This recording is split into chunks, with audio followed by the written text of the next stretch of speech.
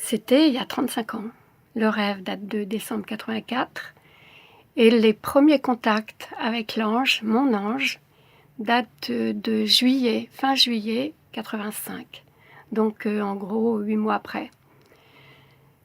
Et ça a été le début de toute une aventure à laquelle je n'étais vraiment pas préparée. J'ai reçu un songe. J'ai vécu un songe.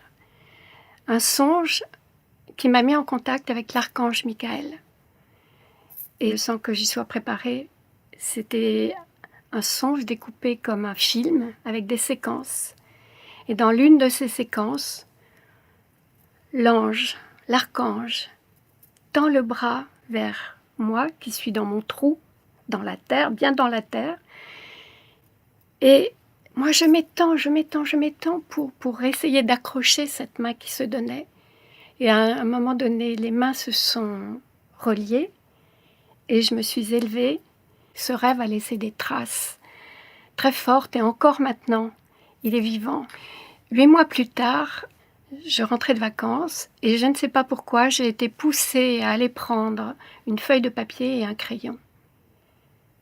Et le 3e jour où j'ai commencé à écrire de cette petite écriture vraiment de patte de mouche, une écriture plus grosse et plus fluide est arrivée avec le nom de celui qui se disait mon ange. Voilà, je suis avec toi, je suis ton ange.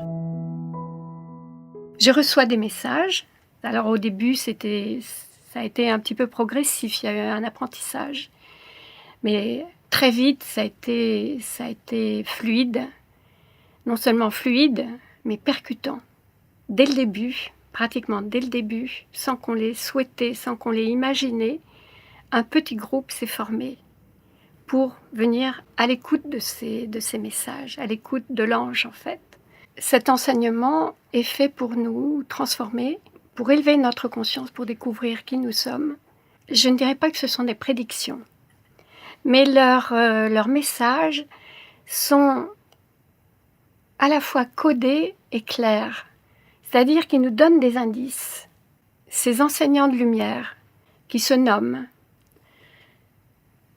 sont des enseignants qui viennent dans les périodes critiques de l'humanité.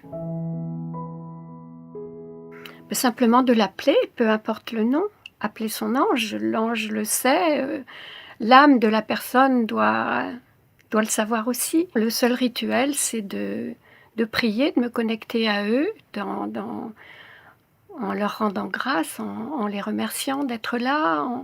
C'est un dialogue en fait, c'est un dialogue plein de tendresse et de gratitude.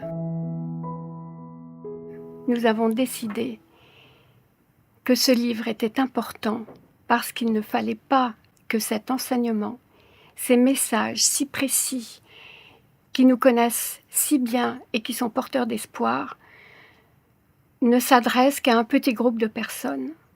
C'est indispensable à l'heure actuelle que nous soyons nourris de haute fréquence, d'amour, de lumière, et ces messages sont porteurs de guérison, de paix et de joie dans l'amour.